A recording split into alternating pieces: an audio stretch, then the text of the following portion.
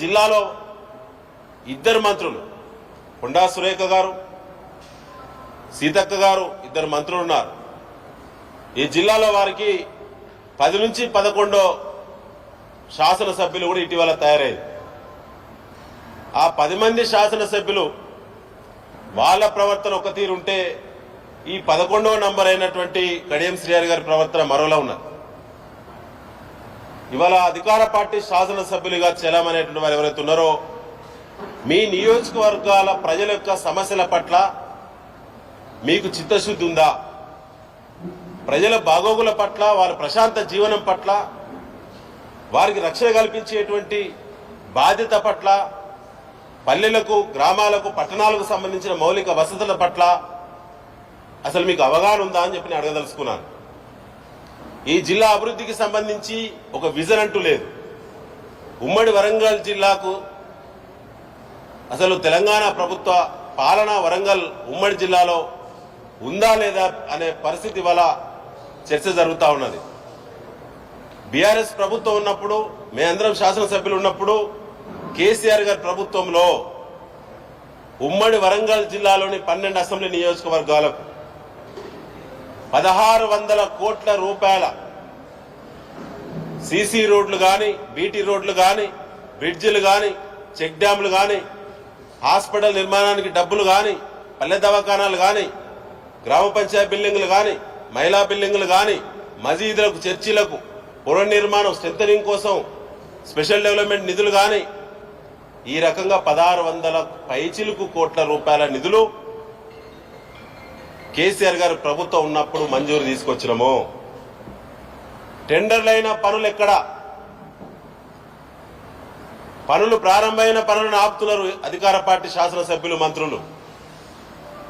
టెండర్లు కాని పనులను మొత్తమే అబెన్స్ లో పెడతా ఉన్నారు. స్పెషల్ డెవలప్మెంట్ ఫండ్స్ ఎస్డిఎఫ్ కింద ముఖ్యమంత్రి గారి కోట, ఎస్డిఎఫ్ కింద ఉమ్మడి వరంగల్ జిల్లాకు దాదాపు 250 కోట్ల నిధులు వచ్చినాయి. వరంగల్ నగరానికి టఫెడ్కో కింద 200 కోట్ల రూపాయల నిధులు వచ్చినాయి. ఎక్కడ కూడా పనుల పురోగతి లేదు. ఇలా ప్రభుత్వాలు వస్తాయి పోతాయి కానీ అభివృద్ధి నిరంతరం. గతంలో మేము తెచ్చినటువంటి నిధులు గ్రామాలకు బీటీ రోడ్లకు, గ్రామాల్లో సీసీ రోడ్లకి, అక్కా చెల్లెలకు మహిళా బిల్డింగ్స్ కి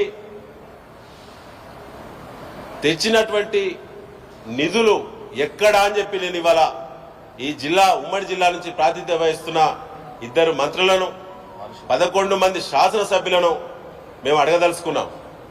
అయ్యా ఎన్ని రూపాయలు తీసుకొచ్చిన? 7 నెలలు కంప్లీట్ అయిపోయింది.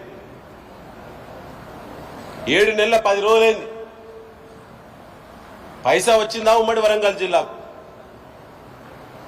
కేవలం మా పార్టీ కార్యకర్తలపైన వేధింపులు, మా పార్టీ నాయకుల చేరికలపైన ప్రత్యేకమైన దృష్టి, మా శాసనసభ్యులో లేదా మా ఎమ్మెల్సీలో చేరాలనేటువంటి ప్రత్యేకమైన ఆకర్షణ పథకాలు. ఇదేనా ప్రజాపాలన? ఇందిరమ్మ రాజ్యం అంటే ఇదేనా? ఇవాళ చెప్పదలుచుకున్నాం అధికార పార్టీ శాసనసభ్యులకు, మీ చెప్పు చేతుల్లో ఉండేటువంటి అసమర్థ అధికారులకు మీరు పోస్టింగ్లు ఇచ్చారు. ఉమ్మడి వరంగల్ జిల్లాలో ఇటు కమిషనరేట్ పరిధి కానీ ఎస్పీల పరిధి కానీ 2-3 సార్లు డిఓలు మారుతాయా? ఎస్ఐలు, సిఐలు, డిఎస్పీలు 2-3 సార్లు మార్చచ్చా? మీరు సమర్థులకా పోస్టింగ్లు ఇచ్చేది? మేము వారి పనితనానికి కించపరచలేం, కానీ చట్టాలను గౌరవించాలని చెప్పదలుచుకున్నాం. మా కార్యకర్తలకు ఇక నుంచి ఉమ్మడి వరంగల్ జిల్లాలో బరాబరి ప్రశ్నిస్తాం. మీ ప్రభుత్వం రావంగానే తొందరపడద్దని ఆగినాం. ఇవాళ 7 నెలలు గడిచింది. ఏ గ్రామానికి మీరు గెలిచిన శాసనసభ్యులు